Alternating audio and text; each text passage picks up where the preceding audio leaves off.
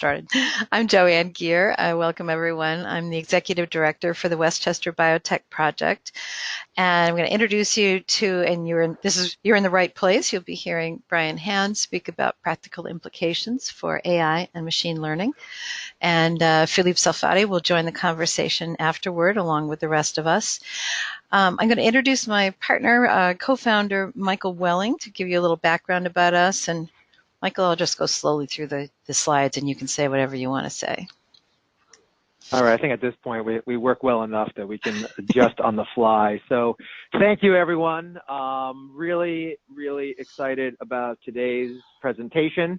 Hopefully everyone has gotten over the tryptophan coma. If not, sit back, relax, and then I know this will certainly help kind of get the juices flowing.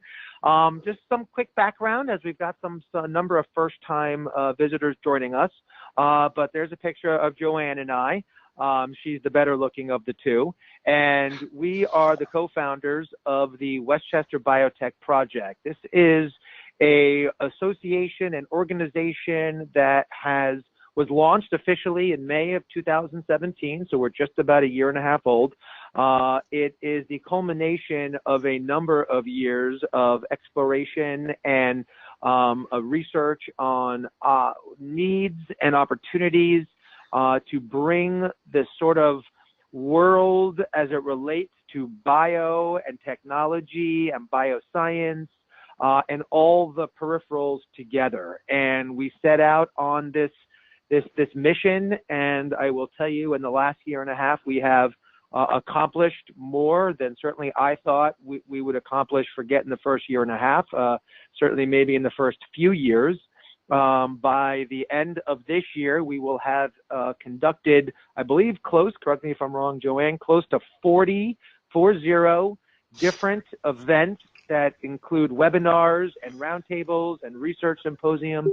And we have just found such a response from the community that we have uncovered and identified opportunities and needs that we're able to address and serve. And I kind of lay all that out for today's conversation, not to pat ourselves on the back and not to tell you how great we are, but to encourage you as you sit and hear this presentation today to speak up, ask questions, contribute your perspective. We do our job best when we hear from all of you, and it is important to our mission that we do hear from you. And just because you speak up doesn't mean Joanne will volunteer you to spearhead some committee, but just don't be surprised if that also happens.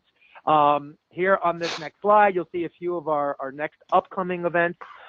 Some of them are virtual, some of them in person, and we certainly welcome and encourage you all to not only sign up for our newsletters on our website, and hopefully you're getting all those already, and if not, I know Chris will chase you down, but we also encourage you to share these with colleagues, with friends and family who might have some interest. It really is amazing to me how many people touch this world in our region here, yet don't really have a lot of opportunity to talk about it either socially or with others, and who may have an interest as well.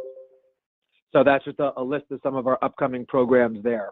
I also want to point out our YouTube channel, which we or should I say Chris is feverishly putting this together, where we are documenting and cataloging all of our events that we record.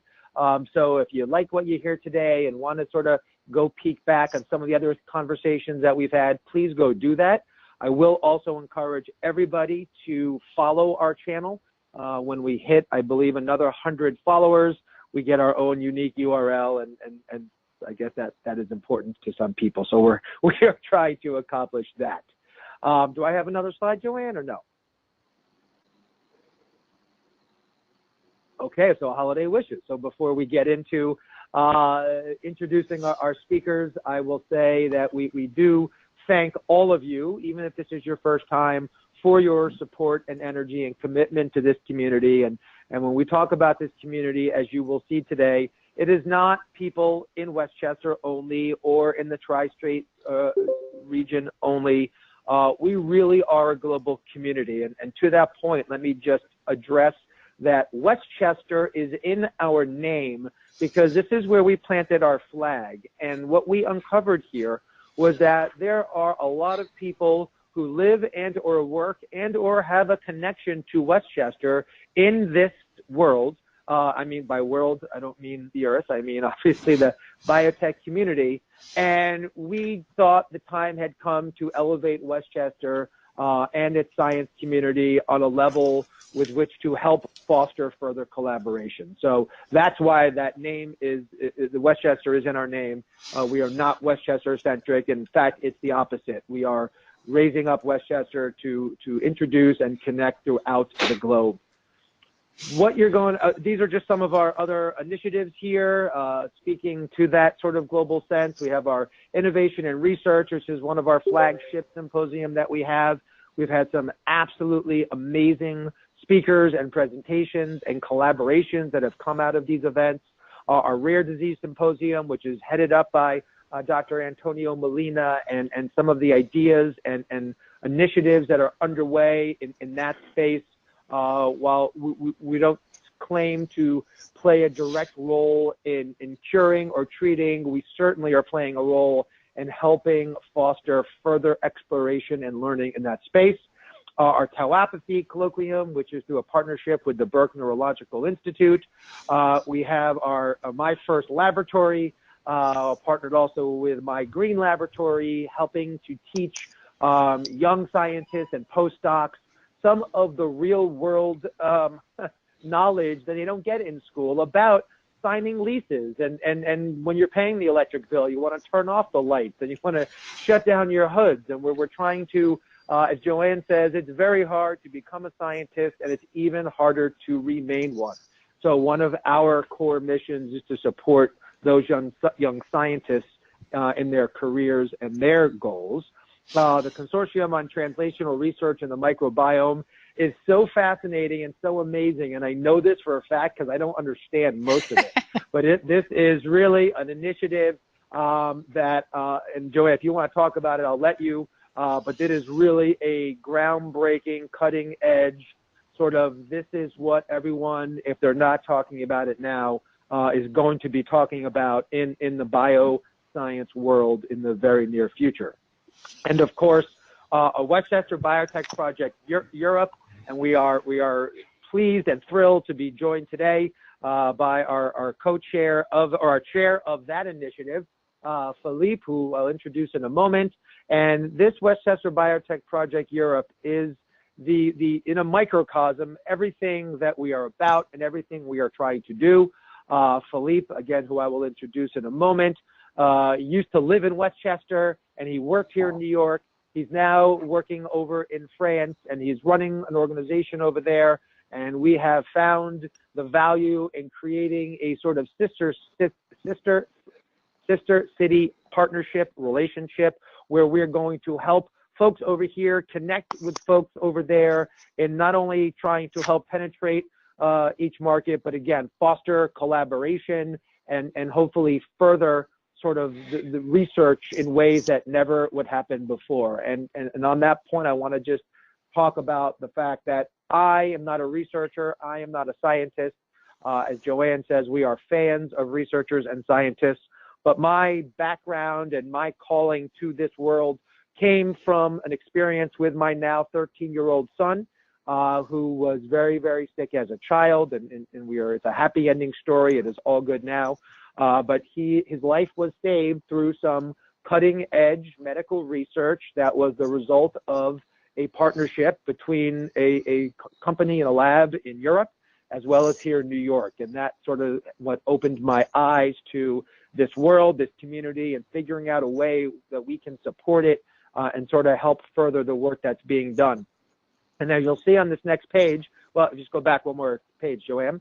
I just want to point out that these all represent companies and organizations, both here in Westchester and without a footprint in Westchester, who have heard our pleas and our cries for what needs to be done here and have recognized the opportunity. And it's everything from the Westchester County government, Fordham University, Skanska, and again, I don't want to leave anyone out. Westchester, I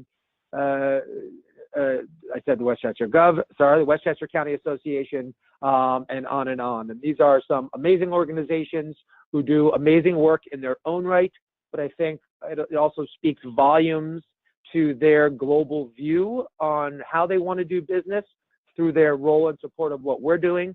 And we, of course, on number one, welcome and encourage an introduction to any of these companies that anyone on the call might have some need or interest in learning about or engaging with. And of course, if there are any other companies, anyone out there thinks or recommends that we speak to or should be part of this, we, of course, welcome those introductions as well. And then the next slide there. All right, and then just some FYI and some housekeeping items about us. You see we've got our LinkedIn account, Facebook, Twitter, YouTube. Please join us, like us, all that stuff there, address, phone number, website, of course. And before I get into this next slide, I just also want to just express my appreciation, certainly during this season of giving thanks, to both Joanne and Chris on the phone here, who, without their tireless efforts and commitment to following up with all of you on a regular basis and putting together these wonderful programs, really what we have here would not exist. So a big thank you to both you, Joanne and Chris. Right back at you. Thank you. So today's program comes to you from our Translating Data Science Roundtable. And this is a group that we put together that's really predicated on the idea that data is the new currency. And data, whether it's viewed as an asset, whether it's viewed as some other sort of valuable resource, whether it's bringing different data sets together, trying to ascertain solutions or identify challenges through that data, we have committed as an organization to this pursuit.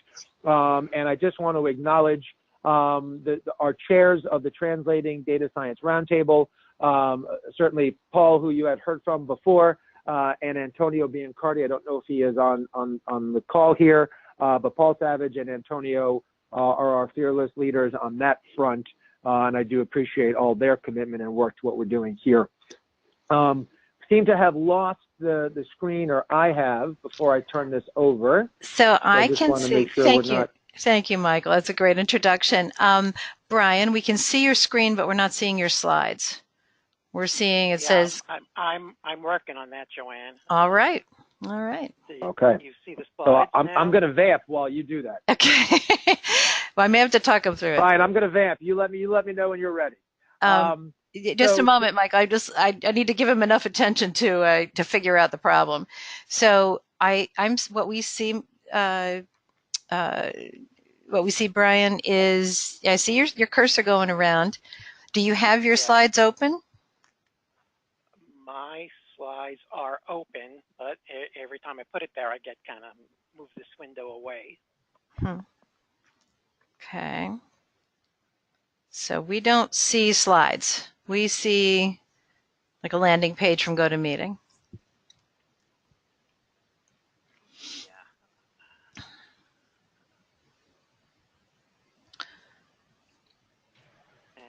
Okay. So you don't see these slides. Oh, there we go. No good, Joanne? No, we don't see them. Okay, so you know what? I'm gonna unmake you the presenter and make you the presenter again, and we'll walk through it. Okay. And I think everybody can be patient for a minute while we figure this out. I'm gonna throw it to you, Chris, but just let it be. Yeah, I believe you might have selected the internet application instead of the PowerPoint application. That's what it looks like to me. Okay. All right, so I just made you the new presenter.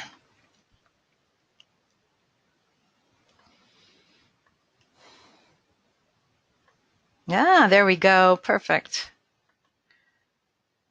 There you go, Brian. All right. Okay. Well, I'm still going to jump in and do my introduction. Sure. Go ahead. Good. Thank you, Michael. Go ahead. All right. So, excellent. So, I'm really thrilled to introduce our speakers today because, again, they represent a lot of what we've set out to accomplish. So first, we have Brian Hand, who is a partner and attorney with the law firm of Nordlicht and Hand. Brian lives and works here in Westchester, but he and his firm, I describe, and Brian can certainly correct me if you don't like this description, are sort of international life science attorneys in helping international life science companies penetrate the U.S. market, everything from basic business needs to certainly more complex dealings and relationships. And I was introduced to Brian by a mutual friend, and I still quote Brian when I sort of explained to him what we're doing. He said, you know, I've been doing this in Westchester for so long, I've been waiting for someone to knock on my door and ask me to help. So hopefully this is not be careful what you wish for situation. And then as our discussant will be Philippe Salphati, who, as I mentioned, is the chair of the Westchester Biotech Project Europe. And Philippe is coming to us from France, and I will let him, when he takes over, sort of introduce himself in more detail. But Philippe also at one time lived here in Westchester and works on the consulting side and the advisory side for biotech companies internationally. And these are two folks that we have been looking forward to bringing together, as again, they represent sort of this international bridge that we're trying to build. Brian, I'm gonna let you take it from there and correct any mistakes that I made and certainly talk more about yourself if you wish. Right, well, thank you, Michael, and good afternoon, everyone. That was a fabulous introduction. I'd just like to add that we also work with domestic companies, both in their U.S. activities and internationally. I'd like to thank the Westchester Biotech Project for inviting me to speak this afternoon on today's subject, practical implications for artificial intelligence and machine learning. As Michael mentioned, I'm a partner in the law firm of Nordlicht and Hand, located here in Westchester. I've been practicing for over 30 years and have worked extensively with life science companies on a wide variety of matters, including licensing, CRO and distribution agreements, regulatory compliance, and everyone's favorite topic, financing. Not to date myself too much, but like many of you, I've been doing this for a long time, long enough that I go back to the days before life sciences was even used as a buzzword. As for today's talk, it's a big subject and there's a lot of ground to cover. I'm going to present something of a 30,000-foot overview in the time we have. And as Michael indicated, there will be time left over for a question and answer session afterwards with Philippe. So let's get started.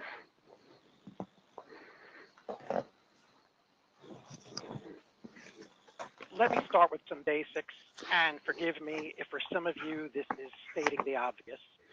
There may be some people on the call who are unfamiliar with artificial intelligence, so bear with me. I'm going to be talking about machine learning over the next 20 minutes or so and how that is being used in life sciences. But what exactly is machine learning? Machine learning is a discipline geared towards technological development of human knowledge. Through the use of learning algorithms, it allows computers to handle and assess new situations by reviewing and analyzing data, self-training, observation, and experience. Essentially, machine learning is supervised learning that seeks out and uses patterns of data without being biased by predicted outcomes. Artificial intelligence and machine learning have been part of the tech sector for years, but dramatic improvements over the last few years have taken the technology to a new level.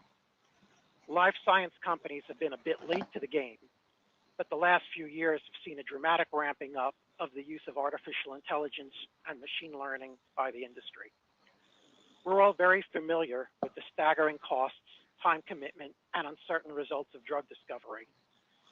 These risks have led life science companies to look at artificial intelligence and machine learning capabilities, such as predictive analysis, as a way to improve efficiency and reduce costs.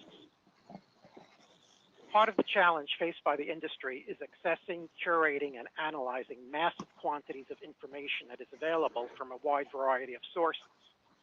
Those include patient data, electronic lab notes, clinical trial data, toxicology reports, and scientific articles.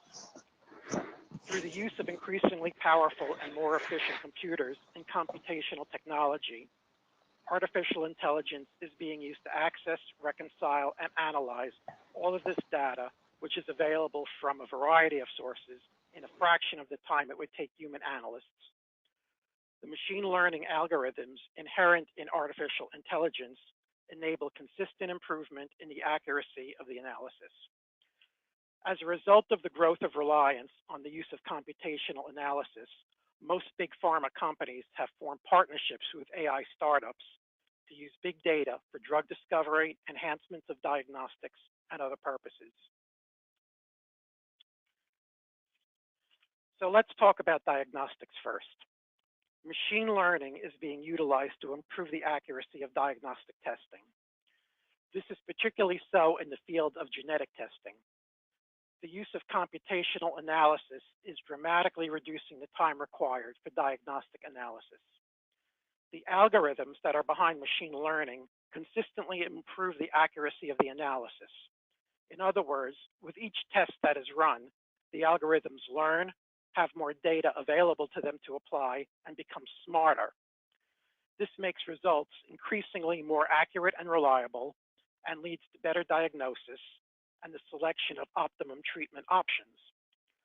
Machine learning is improving the efficiency of identifying complex diseases and helping to select the most appropriate treatment for a given disease among multiple options.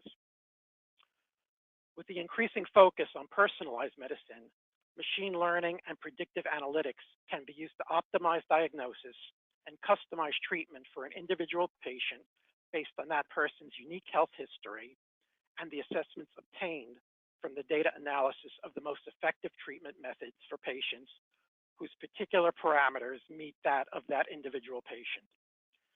This information is also used by clinicians for health risk assessments before a patient develops a disease, applying genetic analysis and risk assessment to develop plans for better and more aggressive preventative care and behavior modification, and of course, reduced healthcare costs.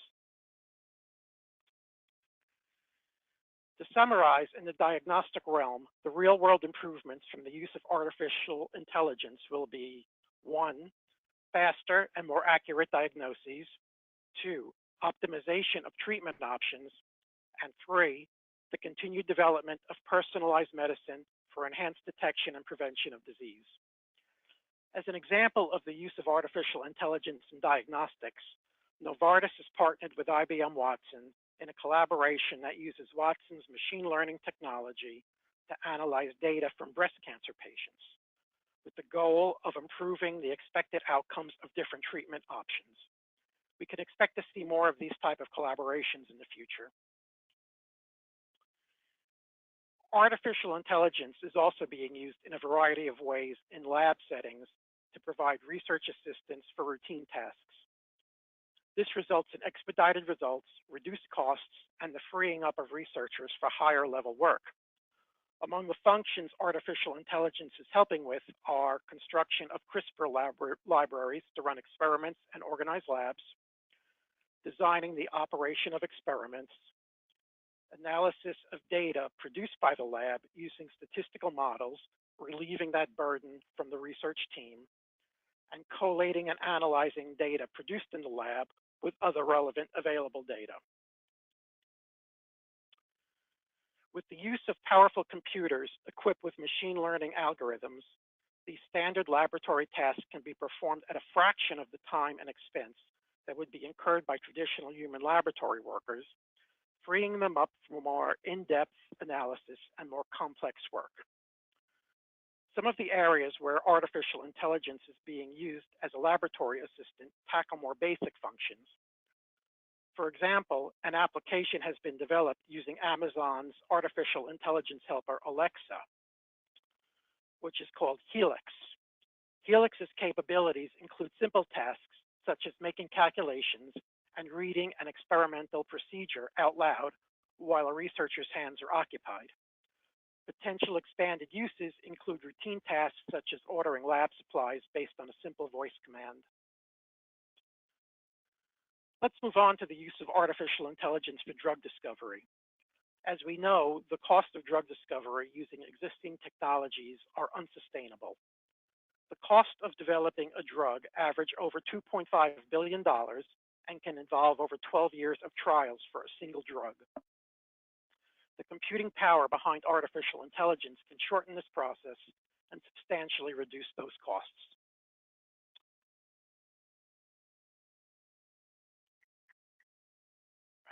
For example, artificial intelligence is being used to identify and assess promising molecules that may offer therapeutic benefits based on known target structures, to validate drug targets, and for gene sequencing, approaching drug discovery from a genetic standpoint.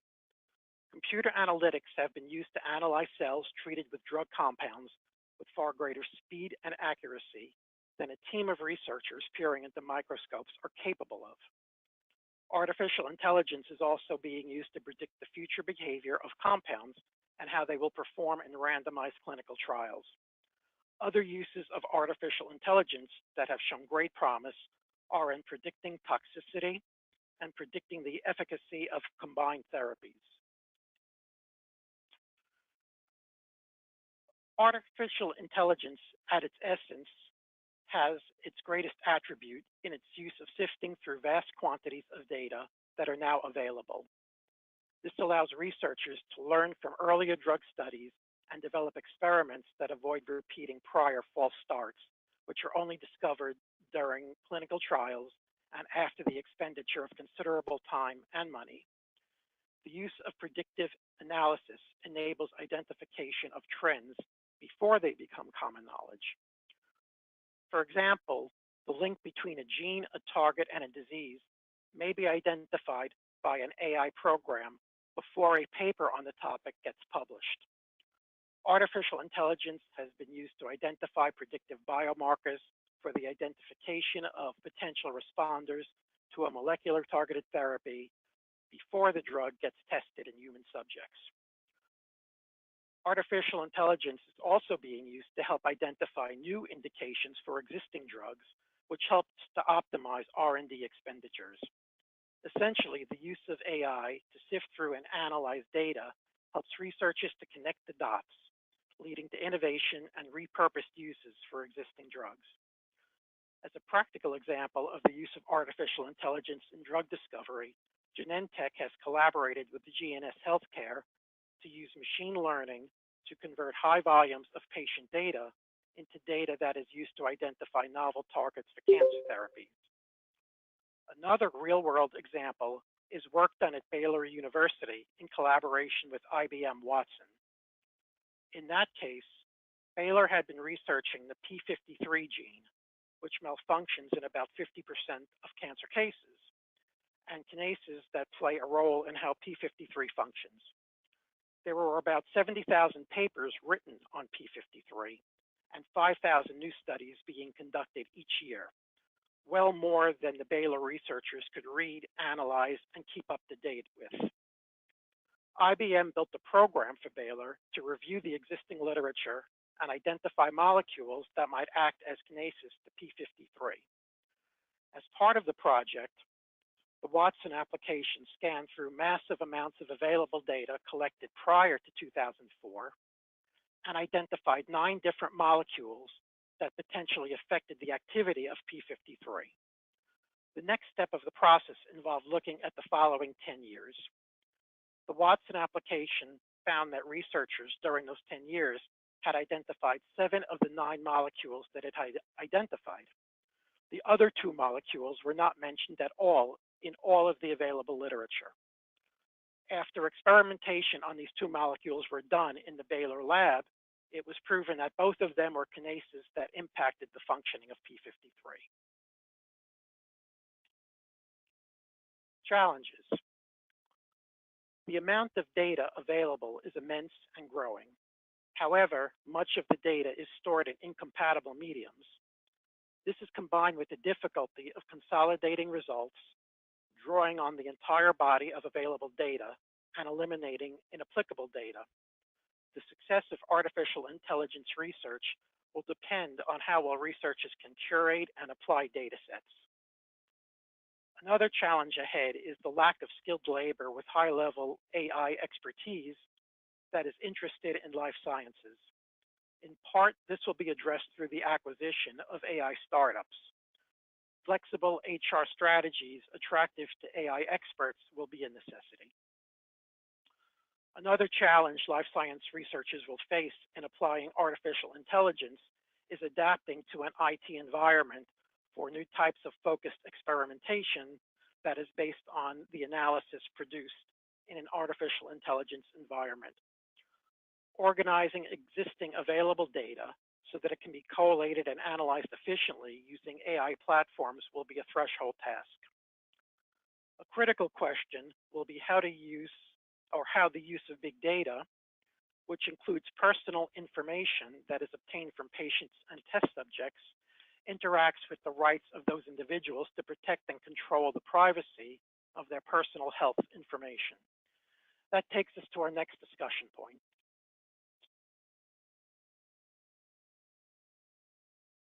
As we've discussed, algorithms used in machine learning require access to massive data sets for training and learning. Massive amounts of data and personally identifiable health information are used by life science companies in their analysis. This creates significant challenges for providing proper security for personal health data and complying with laws that protect personal health data. Among other problems, the transfer of large volumes of data between disparate systems could result in a serious and high-profile data breach. So what's the good news? The good news is that it is possible to de-identify personally identifiable health information at the point it is collected. This involves the use of encryption, stringent data transfer protocols, and the use of the most up-to-the-moment data security tools. These steps are especially important for companies that use cloud computing to analyze patient-driven data. However, even taking those precautions, it is important to realize that computers with machine learning assisted capacity into which de-identified personal health data is available have the capacity to combine that de-identified data with other data available to it, and by that process, link the de-identified data with an individual, recreating a link to the personalized health information.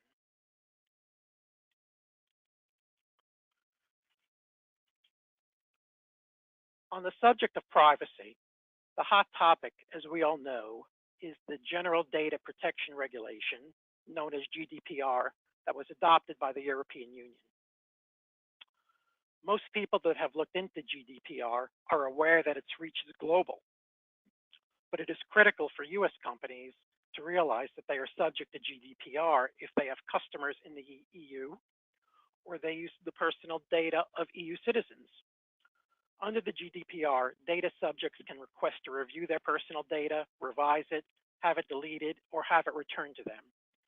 The underlying principle behind GDPR is that individuals have the right to be forgotten. In addition, in most cases, the consent of the data subject to the use of their personal data is required, and the data may only be used for the purposes for which their consent is given. There also may be restrictions on the time period for which data may be held and used. The penalties for non-compliance with the GDPR are severe. Companies that fail to comply may be fined the greater of 4% of their worldwide revenue, or 20 million euros. Of course, the US also has data protection regulations through HIPAA. But while HIPAA is quite clear in its restrictions on the handling and disclosure of personal health information, it is nowhere nearly as robust as GDPR with regard to the rights of individuals to have control over their personal data. In the current political environment in the US, it is unlikely that our regulations will expand to look something like GDPR, but of course, times do change, and this is something to keep an eye on in the future. So I've now talked to you about the growth and importance of the use of big data in artificial intelligence on a macro level. And now I'm speaking to you about the need to be worried about how you use the data of an individual test subject that is available to you on a micro level. And the question becomes, how do we reconcile that? The de-identification of data at the point it is collected from the test subject is critical, as is the use of encryption and advanced security protocols to transfer the data. Care must be taken so that de-identified data is not re-identified by our machine learning programs, which consume data like air and exist to make those connections. This will involve the combined efforts of both scientific and information technology professionals to create as secure an environment as possible. Of course, all steps possible should be taken to secure the identity of individuals participating in clinical trials and to obtain consent from them. So looking to the future, and a few bullet points to take away from our discussion. The use of artificial intelligence and machine learning by life science companies is here, it's not going away, and it will continue to expand. Artificial intelligence will enhance R&D efforts through the ability to analyze large volumes of data and produce richer insights, which will enable advanced modeling and extrapolation to drive targeted research. Continued interest in personalized treatment, preventative medicine, and behavior modification will be a driver in the growth of the use of artificial intelligence in life sciences, particularly for genetic analysis and sequencing and the optimization of treatment options. Lead discovery and other tasks that can be performed by artificial intelligence may be outsourced by big pharma to artificial intelligence tech companies. Merger and acquisition activity in which pharma and biotech companies acquire AI startups will increase, along with competition for highly skilled personnel with AI expertise. Artificial intelligence will be used to track patient trends, patients' concerns, behavior, and needs. This will provide life science companies with deeper understanding of their customer base and insights to track and pursue untapped market opportunities. Something I didn't mention before, but that should be noted, is that China has invested heavily in artificial intelligence and the use of AI in drug discovery. It will be a major player in this area in the future. And of course, issues related to the protection of personal health data and how that reconciles with the use of big data will continue to be a factor, mandating ongoing vigilance. I've now come to the end of the presentation and we'll turn the session back over to the moderator. Michael, it's yours.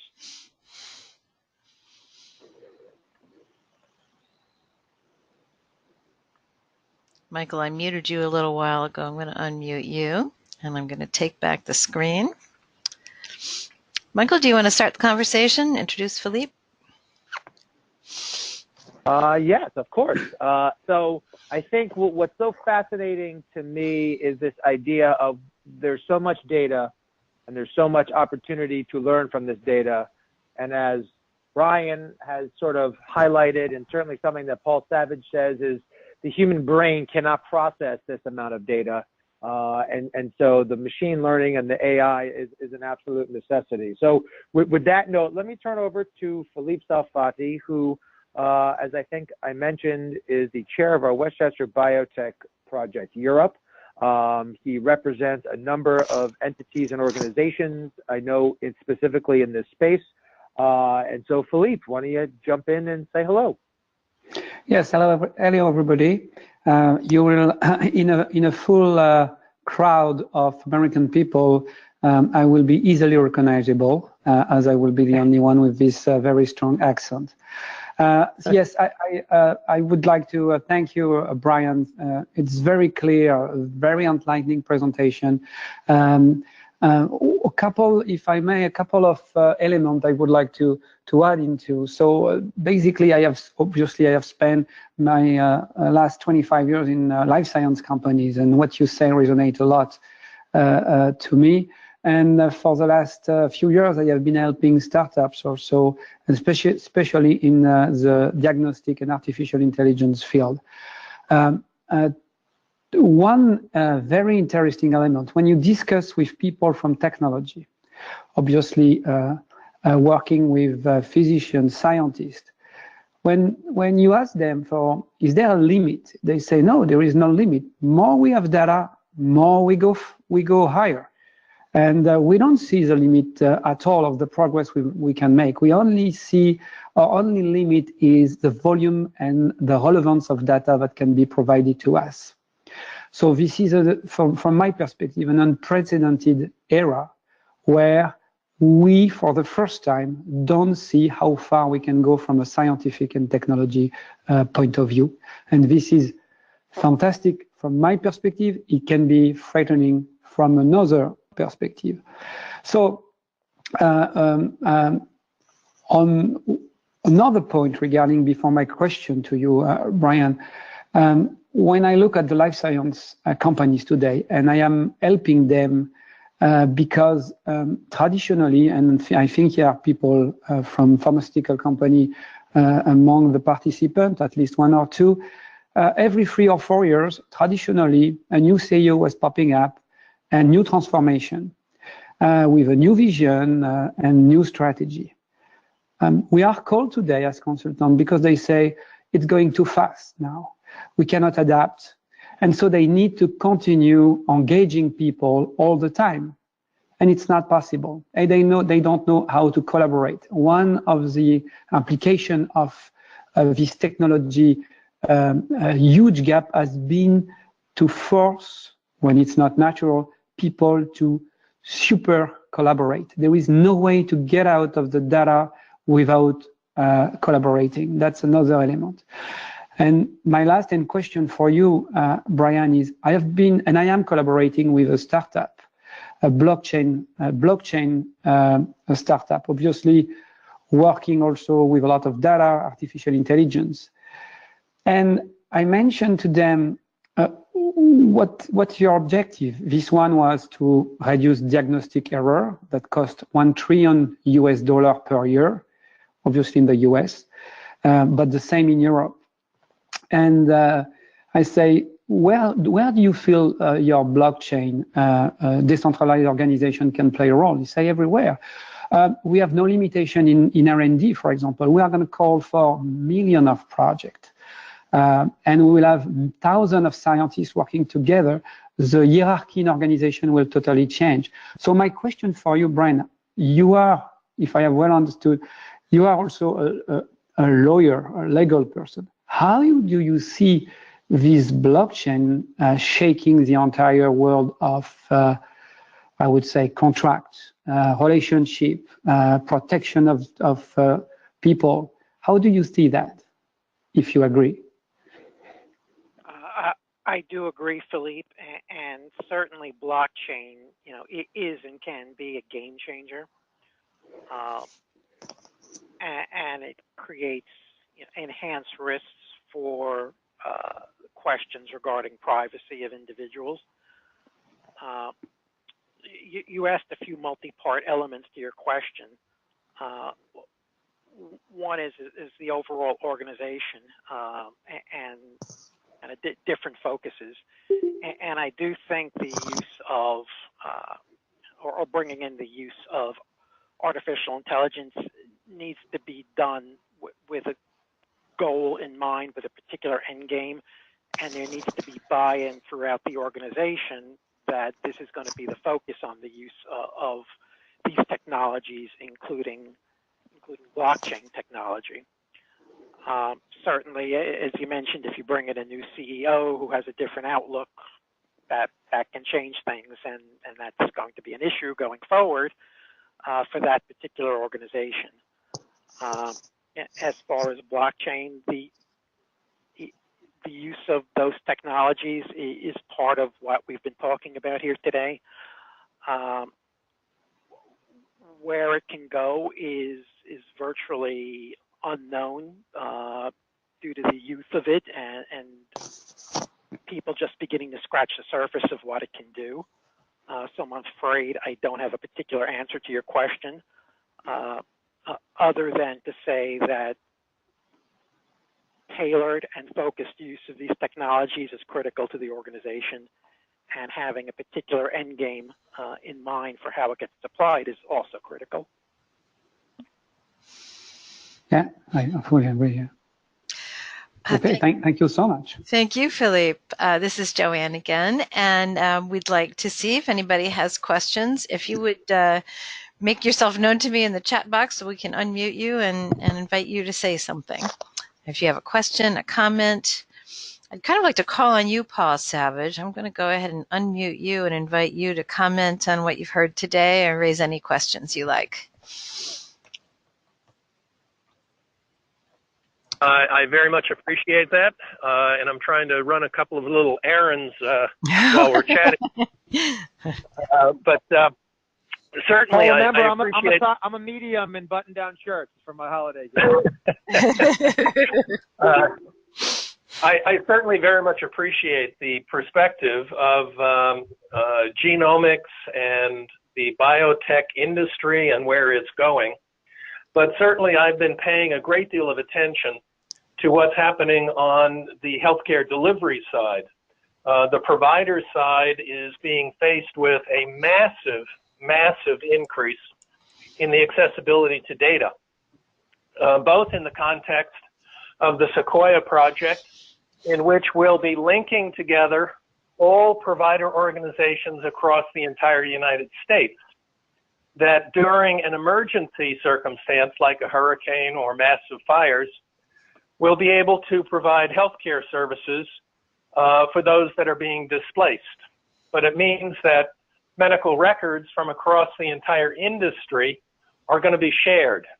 And this represents a very intriguing set of security problems, governance problems, as well as operational problems. Another example of this is the all claims database environment, which I've spoken about a couple of times, in which we're seeing a 1,000-fold increase in the amount of data that's available to us. Historically, traditionally, we focused on the acute care institutions, and that would represent about 2.5 million admissions per year for a state like New York. We're going to an all claims environment in which we're going to be looking at pharmaceutical activities, filling prescriptions, laboratory activities, physician office practice activities, where we'll be seeing 1.2 billion transactions every single year. Now, certainly, as was the example a few minutes ago, looking at 7,000 articles might be daunting, but trying to imagine what it's going to be like to be looking at billions of transactions on a constant flow basis, as well as the development of telemedicine and other technologies that just over the next couple of years will see a huge, massive increase in data that is going to flood us. So I'd appreciate your thoughts and comments about the provider side of this perspective, as well as the biotech research side.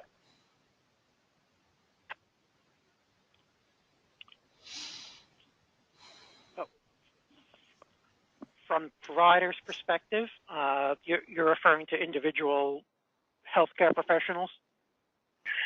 Also, the institutions that have to function as businesses in trying to adapt to population health and going at risk for populations, that this massive data is going to give us a whole new perspective of what's happening within large geographic populations. Okay, so I mean, from a starting point for predicting trends in diseases in applying that data to preventative medicine to reduce healthcare costs. Sorry. Yeah, that's certainly one of several possible topics. Yeah, to adapt it towards behavior modification of populations. Those are things that will be looked at the provider level. At the institutional level, there'll be questions regarding how access to these massive quantities of data can be applied in a directed way to the benefit of the patient base and of the benefit of the business without becoming overwhelming. And certainly these institutions, are beginning, but don't quite have the IT infrastructure in terms of human capital that's going to be necessary to work with things like blockchain and the availability of these mass quantities of data.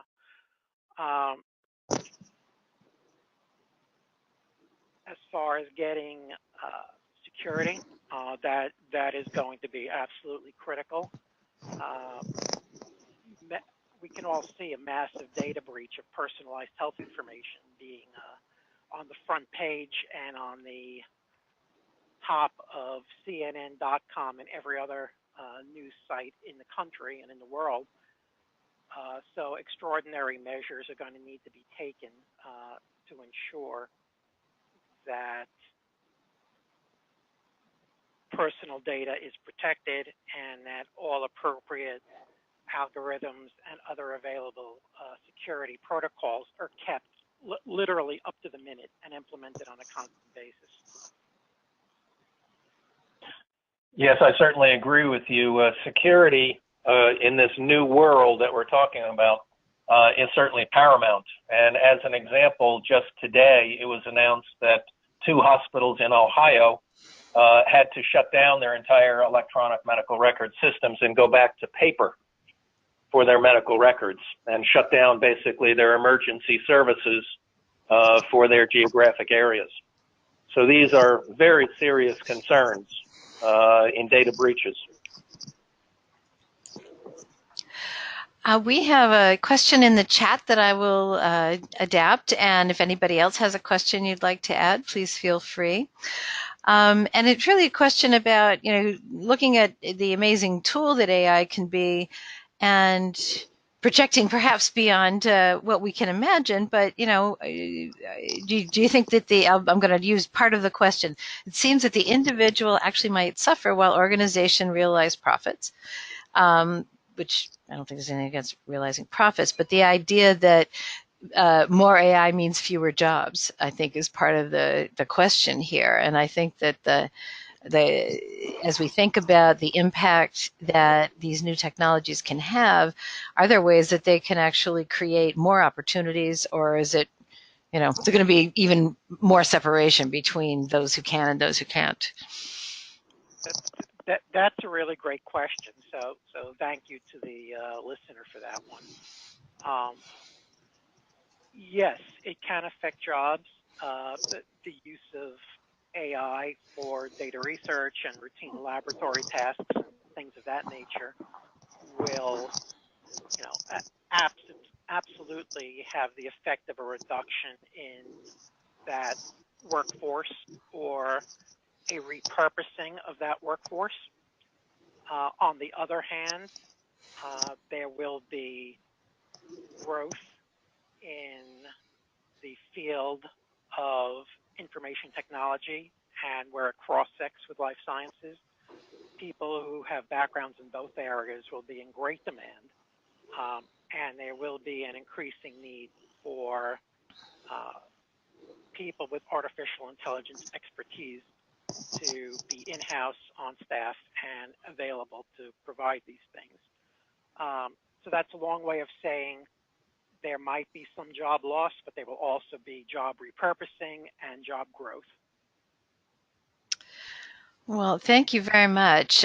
We can still take a couple of questions, but I think we can start to wrap up. I think this has been really a wonderful introduction to the overall issues, and I think one of the things we might want to talk about in future gatherings is taking on some case studies and kind of drilling into. I imagine some of these are just emerging, as often happens through the patent office, but to really look at what kind of protections are available. And I'm going to turn that into a question, actually. As we were talking earlier, the topic brought up of what can be protected. Is it the algorithms? Is it the databases? Is it, some aspect of the tools? Is it a patent environment or a professional secrets environment? Can you talk about that a bit, Brian?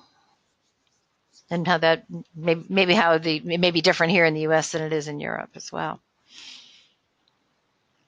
Again, just for public consumption, I'm not an IP specialist, but in terms of patents, but it's an interesting question, Joanne, and it may be difficult in the context of having this broadly available data to try to obtain patents, other than perhaps for particular applications that are used. I think we're looking more in terms of trying to protect them as trade secrets going forward. But as far as the data itself that's being accumulated from a variety of sources, it's out there, and it's certainly some skill and uniqueness is brought to collating that data and providing the analysis of that data, but that's where trade secret protection would come in.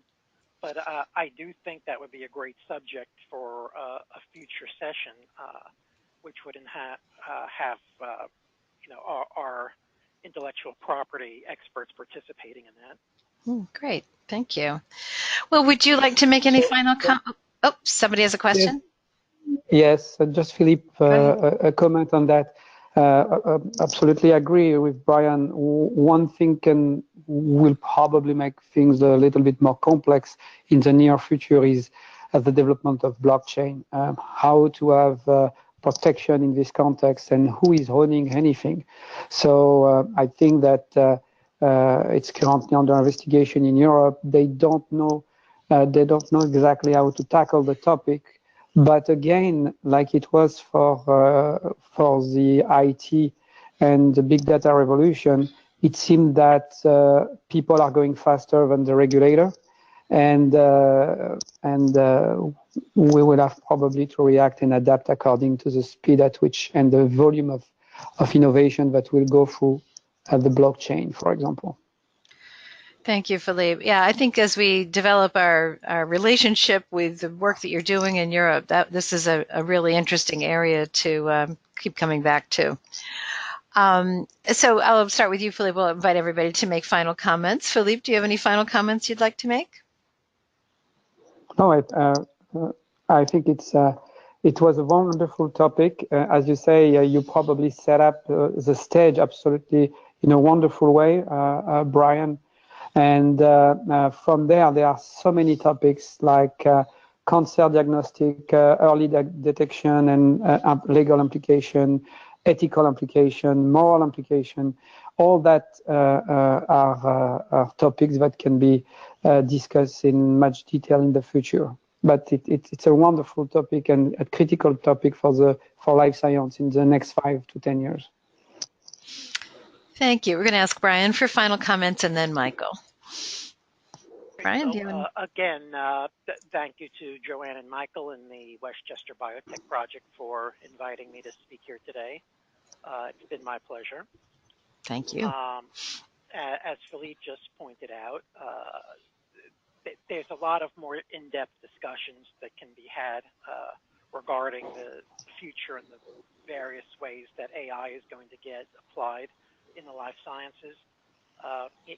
What we've done here today, as I indicated right at the start, was present something of a 30,000-foot overview as an introduction to the subject, and we can drill down much deeper in all of these areas, and perhaps we will in some future sessions. Terrific. Michael, would you like to wind us up here? Absolutely.